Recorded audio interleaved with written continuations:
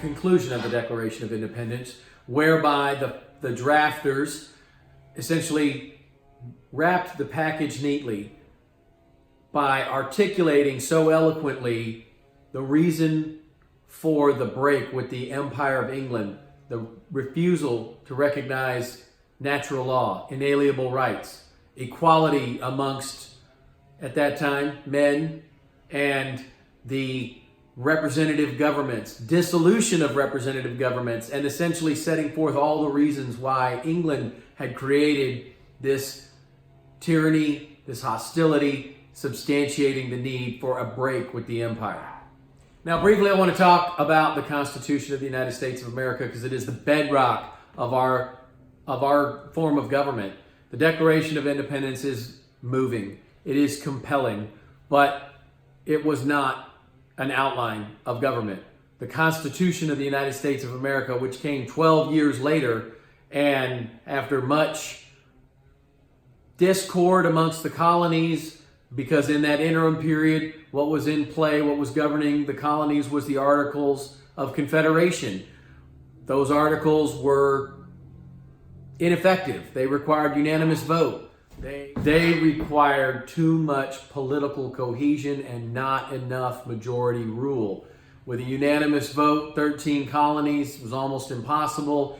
Rhode Island, which was interestingly called Rogue Island for many, many votes, because it simply refused to agree to almost anything, especially the levying of taxes, raising of an army, or anything to defend the Commonwealth of the 13 colonies. And in fact, Rhode Island was the only, conspicuously, of all the colonies that signed the Constitution, Rhode Island was absent from that Constitutional Convention and didn't ratify it for many years later.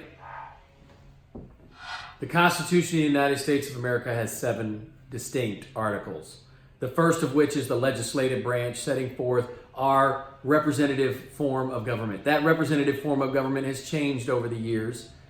In the early days, the House of Representatives was elected by general popular vote in the states, and they in turn elected the senators. That has since ended, that practice has since ended because it was too much of an oligarchy, but there was fear at the time of a phrase of too much democracy in the hands of the people. But as our population grew and as our government grew, that practice eventually ended.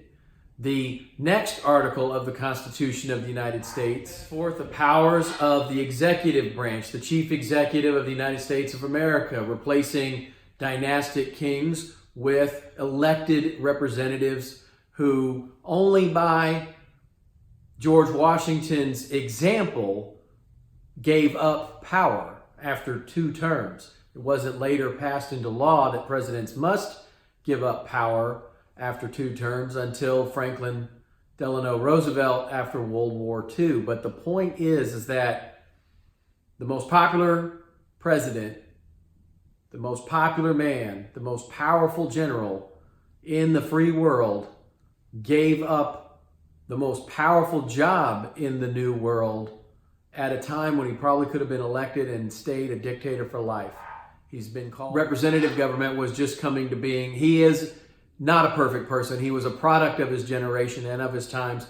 However, the fact that, unlike a dictator, he gave up power after 2 terms as president of the United States at a time when he probably could have made himself king and sat on the throne of the United States of America until his death, setting a precedent of representative government and giving up of power, something that had not been seen or successfully implemented in many, many centuries, despite much political philosophy and theory. No one had ever put this into practice in the way that the United States of America had. And it sparked an age of revolutions whereby other European countries attempted to throw off the yoke of monarchy and tyranny.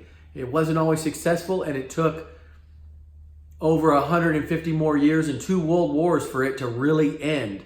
But eventually, the age of revolutions set the world on fire. And that's why the Constitution of the United States of America and the Declaration of Independence are so important to all of us and so important to me. And I hope that you have enjoyed this short video series. I hope you've gotten something out of it. There's much, much more to talk about regarding the Declaration and the Constitution. Much too much to cover here. Have a blessed and happy and safe Independence Day weekend.